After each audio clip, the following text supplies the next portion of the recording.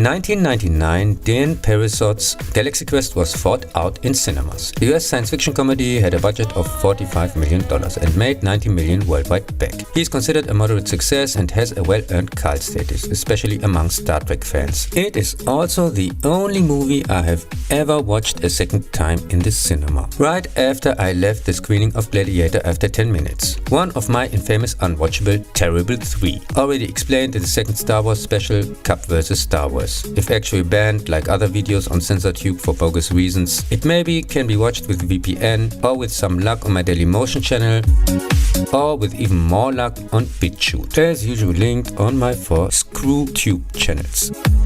The crew of the TV science fiction series Galaxy Quest, cancelled almost 20 years ago, is except for the arrogant lead actor dissatisfied with their fate,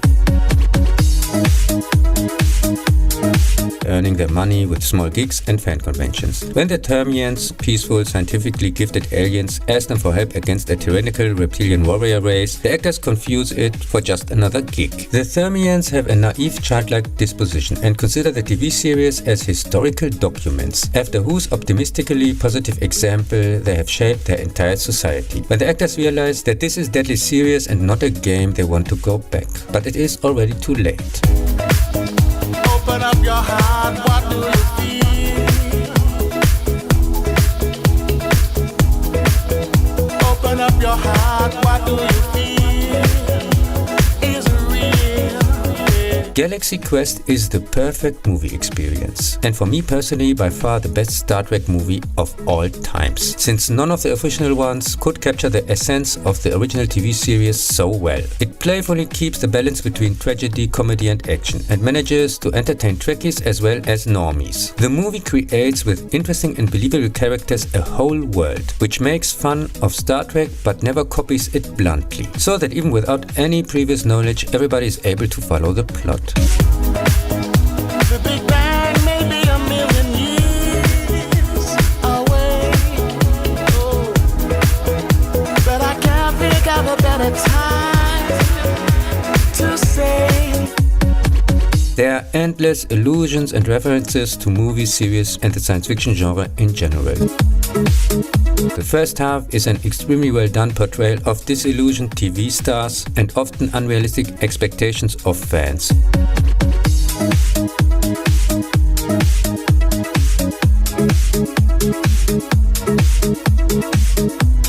While the second half is, in my opinion, the Star Trek movie you always wanted to see on the big screen.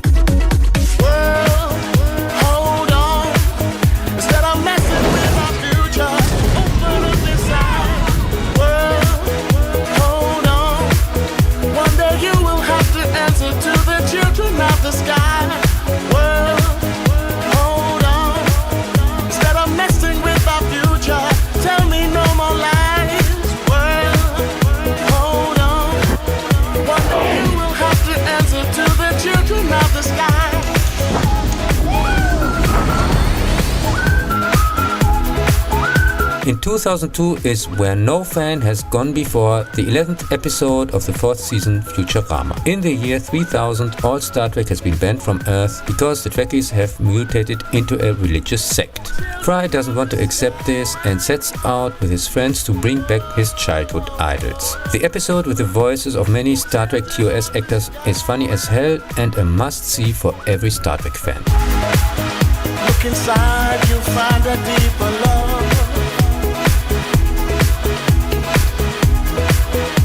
The kind that only comes from high above. If you ever meet your inner child, don't cry, no. Tell them everything is gonna be alright.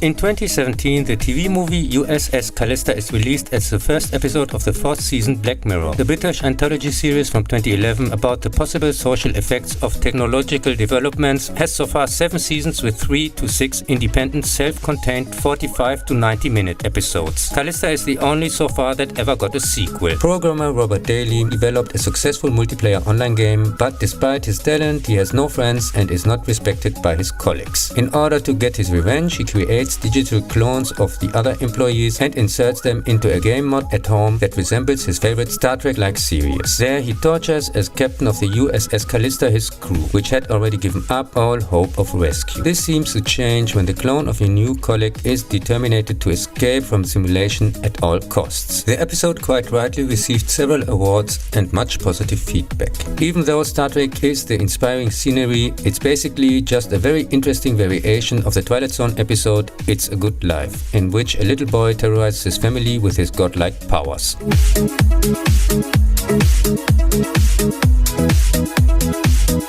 Already discussed in detail in the Joe Dante retrospective.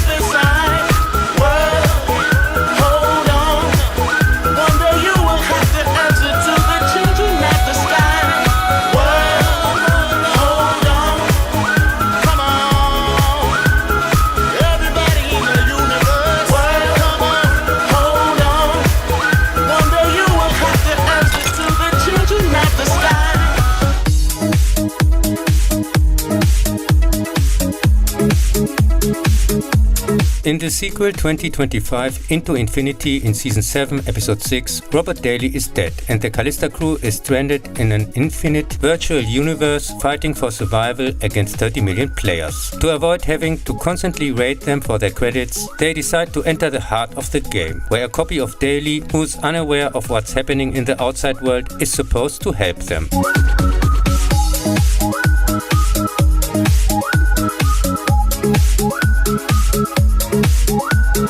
The heavily Galaxy Quest inspired Netflix movie is a bit weaker than the predecessor. All the white male characters got an unnecessary downgrade. But compared to other products since 2020, still kind of okay, I guess. And probably won't be able to save the series itself anyway. Which from Season 6 on, like all formerly successful franchises since 2020, got abandoned by the audience, also by me, since it threw its original concept for the message overboard and became unwatchably woke.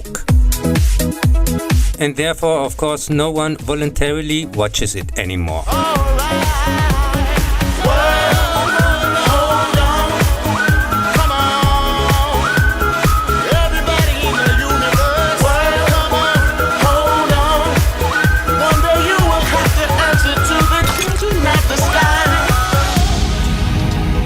Children of the sky.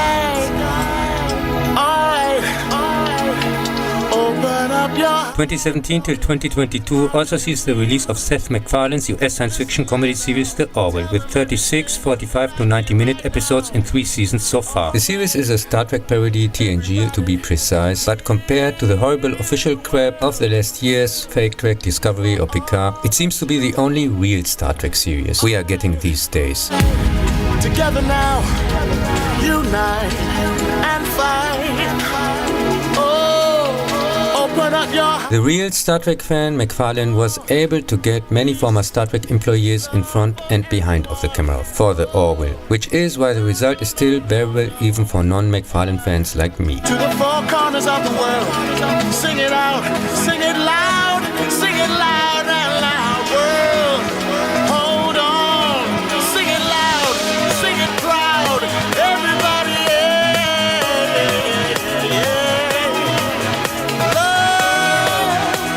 Many episodes are not afraid to deal with serious issues or to comment on current problems. Most of the time this happens so naturally integrated into the story that it's neither at the expense of the interesting plot nor the credibility of the well-written characters. love and unity, everybody say.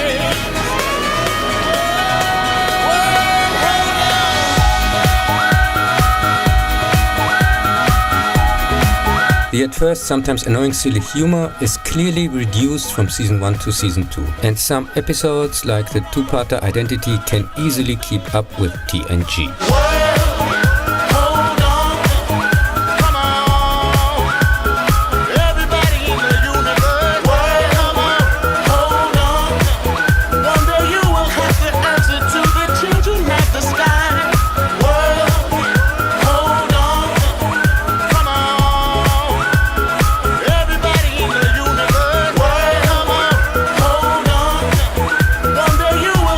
Answer